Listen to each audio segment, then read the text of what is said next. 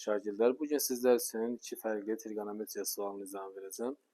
İlk sualımız belədir ki, yarım çevrə çəkilir və onun xaricindəki nöqtədən bir toxunan bir kəsən çəkilmişdir. Buradakı buzağın alfa buzağının tangesini istəyir. Burada AT çevrəyə toxunandırsa, onda buradakı T buzağının 90 dərəcə olduğunu qeyd edək. Burası 90 dərəcədir. Radius toxunana perpendikulyar olduğuna görə. Sonra K ilə T nöqtələrini birləşdirsək biz, buradakı K buzağının da 90 dərəcə olduğunu deyə bilərik. Bunun da səbəbi nədir? Çünki diametrə söykənən buzaqdır. Diametrə söykənən buzaqda, yəni daxili buzaqdır. Buradakı 180 dərəcəlik qövsü gördüyünə görə 90 dərəcə olmaq məcburiyyətindədir və buradan da üst buzaqda düz buzaq təpəsindən çəkilən hündürlüyü tapa bilirik. KT burada hündürlükdür. KT-nin kvadratı bərabərdir olacaq oturacaqdakı parçaların, hipotenuzdakı parçaların hasili. Buradan KT-nin kvadratı bərabər oldu 36. KT-miz də oldu 6. KT 6 oldu.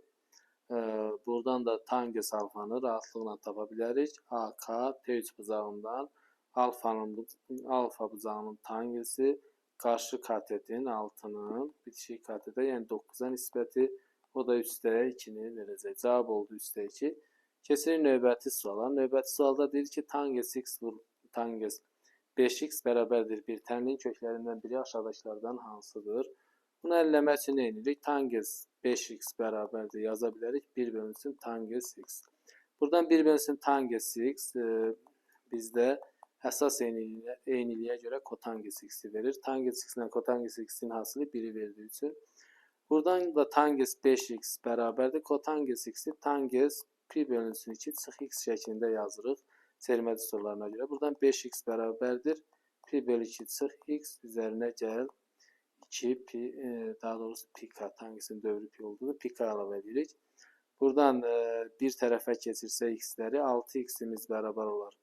Pi bölünsün 2 plus pi k'dır. X'imiz də olacaq pi bölü 12. Hər tərəfi 6-ya bölsək, üzərinə gəl pi k bölünsün 6.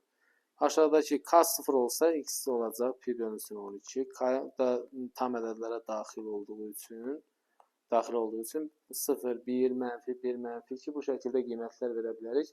Buradan artıq k-ya 0 verəndə pi bölünsün 2 burada olduğuna görə demək cavabımız